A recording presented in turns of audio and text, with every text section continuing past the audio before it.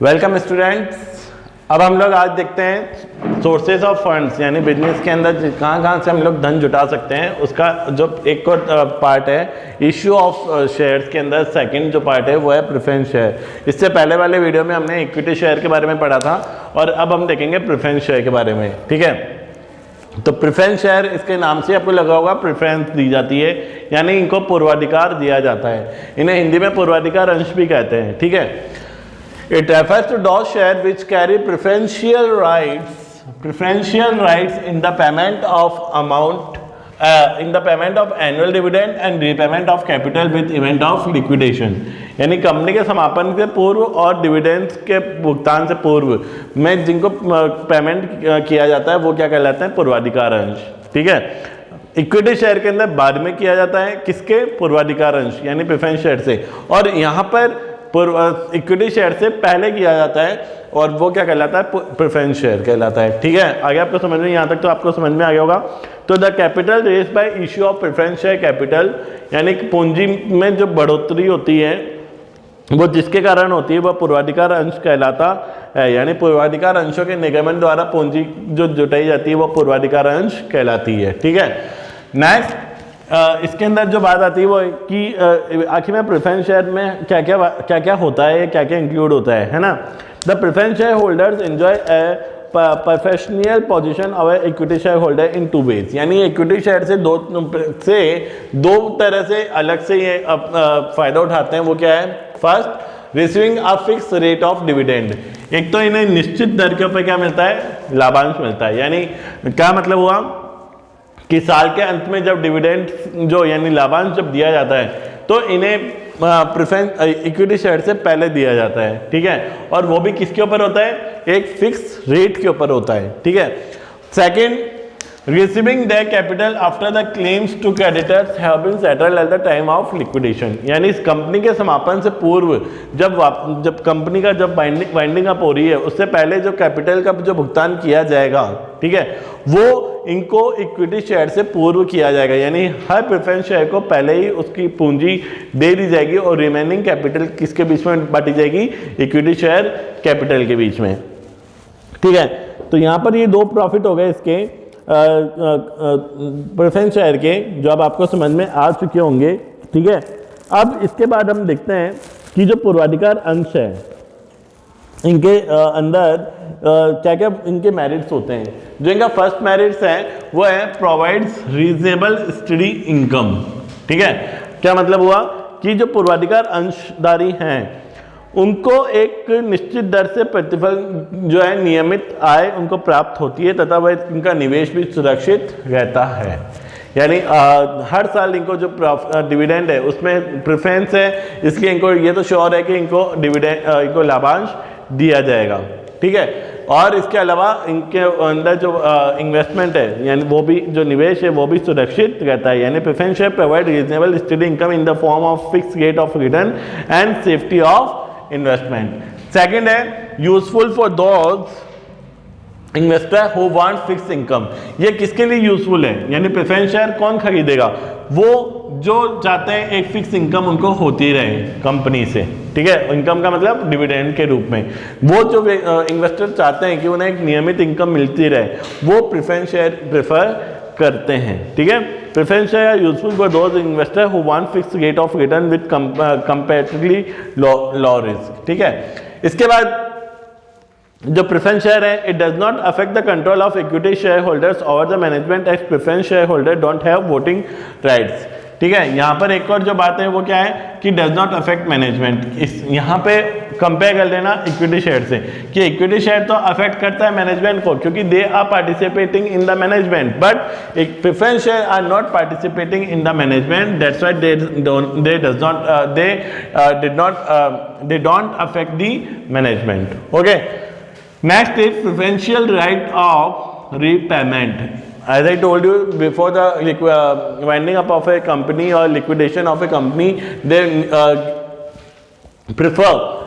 prefer rights of repayment. उन्हें सबसे पहले भुगतान का प्रेफर यानी पूर्व जो है उनको अधिकार है। ठीक है, पूर्व अधिकार है। इसके बाद है does not create any sort of change against assets of a company। ठीक है, क्या इसका मतलब क्या हुआ कि जो पूर्वाधिकार अंशधारी है उन्हें क्या क्या चीज़ है, उन्हें कंपनी पर संपत्ति का किसी प्रकार का उनका प्रभाव नहीं होता है। यानी पूर्वाधिकार अंशधारी जो है उनका कंपनी की संपत्ति के ऊपर किसी भी प्रकार का अधिकार नहीं होगा। ठीक है, तो these are the merits of the preference share capital. Now let's we see the limitations of the preference share. First, is not suitable for those investor who are willing to take risk. यानी ये उन investors के लिए suitable नहीं है जो कि risk नहीं ले सकते हैं। क्या आ गया आपको समझ में? मतलब क्या कि जो जोखिम नहीं उठाना चाहते हैं, जो रिस्क नहीं लेना चाहते हैं, जिनको एक नियमित रूप से इनकम चाहिए, डिविडेंड के लाभांश चाहिए, वो शेयर होल्डर्स के लिए ये बिल्कुल भी यूजफुल नहीं है।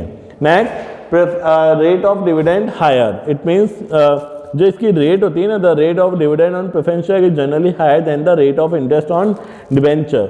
ये डिबेंचर वाला जो होगा, ये मेरा नेक्स्ट वीडियो होगा, उसके लिए बताया हुआ है कि जो डिबेंचर होता है उससे ज़्यादा होती है इसकी रेट ऑफ इंटरेस्ट। ठीक है,